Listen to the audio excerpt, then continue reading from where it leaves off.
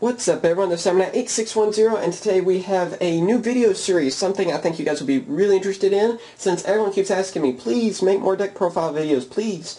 And I was thinking, well, let's go ahead and try out this. This is called the Epic Deck Profile Challenge. How does this work? What is this? What is this crazy name you give this series? Well, this is basically you guys get to vote on different archetypes you guys want to see me try to make a deck around that is competitive, most competitive as possible, because these are older archetypes and that'd be really fun to use. Also, part of the challenge, and this is just kind of a personal challenge to myself, really, is that I want to try to make it as cheap as possible. That means no little cards like Tour Guide and stuff either. Even though Tour Guide's gone down greatly in price, but still, I try not to use anything that's really pricey at all. That way, just about anyone can make these decks and still have a lot of fun. I want to show people that you don't have to be rich to play Yugioh, of course, and still have a blast. So, be sure to try this deck on Duelist Network when you get the chance. I've been playing it a lot lately. You might have seen me on Duelist Network playing it. Of course, my username is the same as everywhere else. I'm CyberKnight8610, lowercase to everything. So if you want to watch me on Duelist Network sometime, I'm on here and there. I'm not on, I guess, every day, but be sure to check it out. Anyway, let's get on with this deck profile. Everything in here should be commons now because the Dark Scorpions were reprinted in the Gold Series Haunted Mine, or Gold Series 5, whatever you prefer to call it. And the extra deck's probably the most expensive thing because it basically uses every sea monster that's out there. Alright, our first card is, of course, the 3 Don Zalugs. Don Zalug is a really awesome card. I always really enjoyed this card. It's really cool. I got the ultra rare versions of them. Of course, I bought all these cards before the Gold Series came out, so yeah, that's the reason why they're not all the common versions. Not bad of a card. I guess you could say one of the key cards of the deck, even though it's really not the best Dark Scorpion, believe it or not. I'll explain that later. 2, Cliff the Trap Remover. Not bad of a card. Comes in handy. He's, of course, one of the better Dark Scorpions as well, and being level 3, it does come in handy here and there. Of course, these are all warriors as well, so you already know what sea monster's going to come out of that. 2, Dark Scorpion Chick the Yellow. The funny thing about this card is I don't think you can use this effect on Duelist Network. His effect is where you get to see the top card of your opponent's deck, but they don't get to see it. And you get to decide whether to keep it on the top or move it to the bottom. That's one of his effects that he has, because every of the Dark Scorpion cards, they have 2 effects, for people that may not know. And their effect only activates if they get damage off to your opponent's life points, whether it be through battle or just attacking directly, whatever. So yeah, that's the unfortunate thing about him. What's great is that he's also a level 3, so he does go good with Cliff for rank 3 Ixie monsters. For what I would say is the best Dark Scorpion, and that is Dark Scorpion Mina, the Dark Thorn, or the Thorn, good grief, Dark Thorn. I'm adding in words, and I'm going to rename all the Yu-Gi-Oh cards, evidently. Anyway, this is probably the better one because it has a high defense, 1,800 defense. Not bad. It could be, I wish it had more like 2,000 just because it'd be more of a rounded number.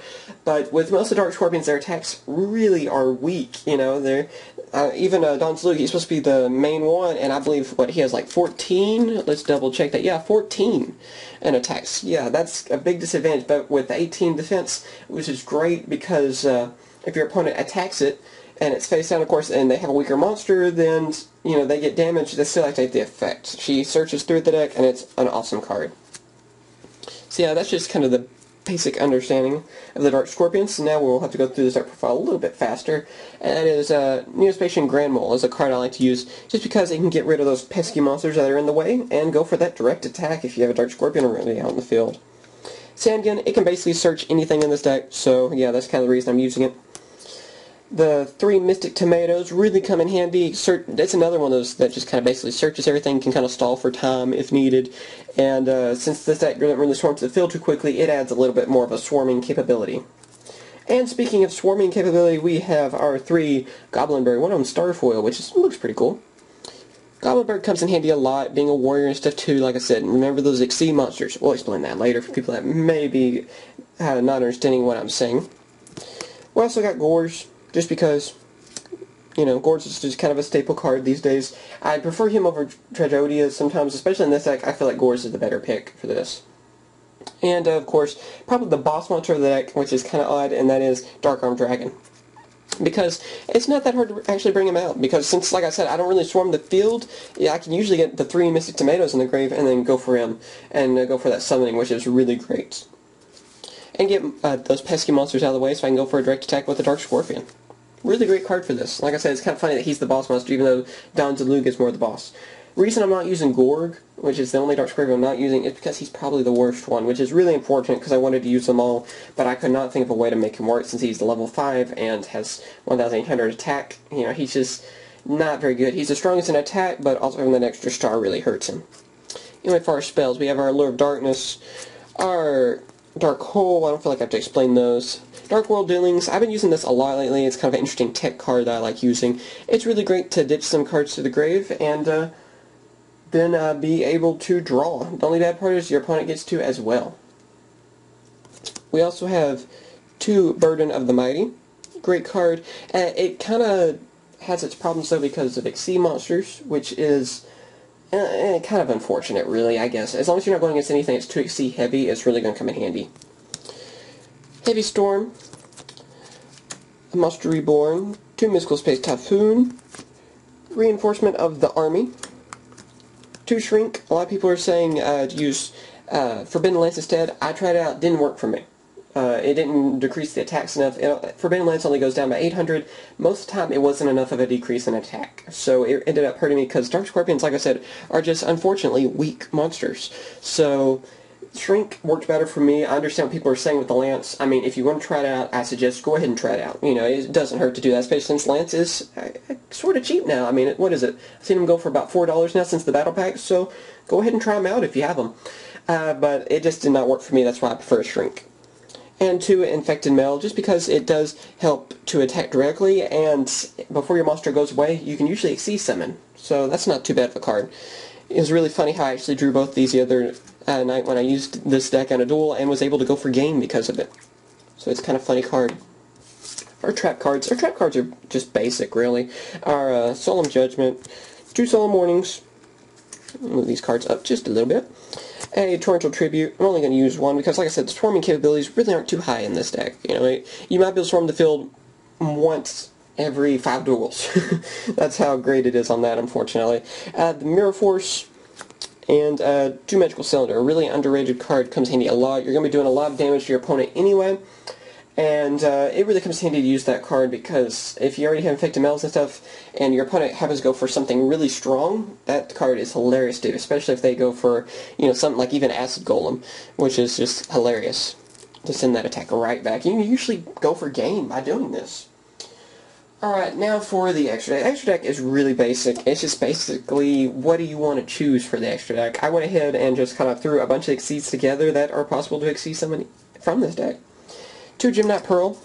Pearl, I suggest everyone should at least run 1, or at least side deck it, because it's stronger than Stardust. I know we don't see Stardust as much as we used to, but it's still a great card. It's good to have a strong monster out there. 2 Utopias, I mean, that's kind of a no-brainer, isn't it? Doesn't everyone run Utopia? Photon Butterfly Assassin is what I like to call it, because that's a Japanese name, but it's Power Operative? I don't know. Why did they have to do that? Doesn't Konami already know? I have a hard enough time pronouncing card names. 1 Maestroke. I use 2 of them on Dueling Network, and I take out 1 of the Gymnat Pearls on Dueling Network, but since in real life I don't have 2 Maestroke, well, we're just going with that for now. I need to get a second one. I plan to sometime soon. Kachi Koichi Dragon. Got this recently. Want to try it out. This is the deck to try it out on. 2 Blade Armor Ninjas. It's really easy to bring out the Warriors, like I said, so I use that. But in Dueling Network, because you can use OCG cards, we go ahead and use an Excalibur and a Blade Armor Ninja. Once it comes out, of course, when this video is a little older, go ahead and try out the Excalibur. It is really worth it. You won't regret it. Another one of those cards, though, to be afraid of, though, if someone has Magical Cylinder. You power it up and boom. Let's see. Number 30, because it is possible to go for the rank 3, so I figured we better get our basic rank 3. So we got Acid Golem, of course, Leviathan Dragon, Ghost Rare, which looks awesome. I'm not much for higher rarities, but for the extra deck, I really like getting higher rarities. Levier, it's possible, so, you know, might as well. Number 20, Giga Brilliant, really underrated. A lot of people were like saying this was like a $2 card for the longest. I know it's like not much higher now, but it's still a really good card. Number 32, it's possible. So I figured, hey, why not? I really like this card. I actually like it more than Shock Ruler. Although a lot of people disagree. Shock Ruler does have a nasty lock effect, but I really like number 32. It's a hilarious card. and I really like the artwork, and it's going to really come in handy whenever the Chaos version comes out. And of course, speaking of Chaos versions, we still have number C39 Utopia Ray. We have our Ghost one. As you guys can see, the Ghost one I always feel like blinds you guys because of all the lights. But yeah, what do you guys think about this deck? You know, try it out, of course, before you judge it. Of course, like I always say, try it out, on especially Dueling Hour, but this deck shouldn't be hard to build. The hardest part about it would be the extra deck, which, you know, like I said, you can pretty much substitute out with just other cards that you have that are at least, you know, rank 4s is basically all you need. I really suggest, though, you know, if there's one extra deck card I really suggest having, it's at least have 2 Blade Armor Ninjas. Or, like I said, when Excalibur comes out, have an Excalibur and a Blade Armor Ninja. But that's really the only thing I really say you need.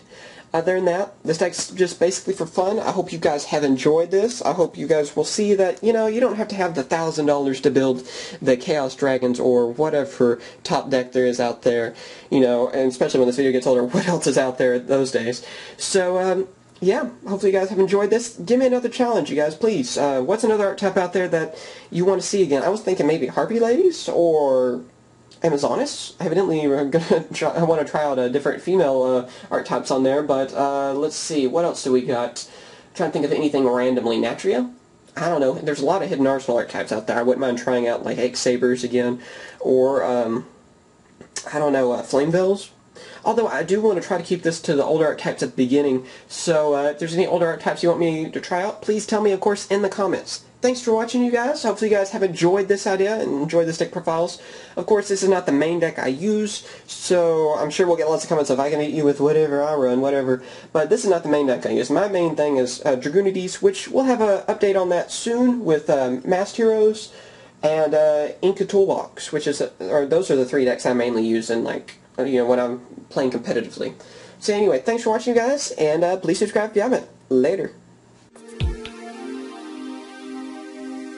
Thanks for watching my latest video. Be sure to subscribe before you leave, and also be sure to leave a comment and rate this video before you leave as well. Alright, so yeah, thanks for watching, you guys. Later.